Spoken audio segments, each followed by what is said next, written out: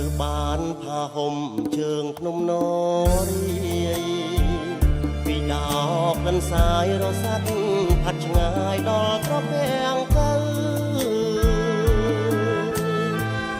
ផាហុំមានស្នេហ៍ជ្រុះក្បែរដងផ្លូវជាប់ក្លិនមកចាំងនៅប្រហើដូចស្រូវពេញដោយលំអងណល់បត់ក្រាំងលាវតូចទាវលាក់ខ្លួនចំការសាក់ពួនបាអូនដឹងខ្លួនសុំពុំបែកខ្ន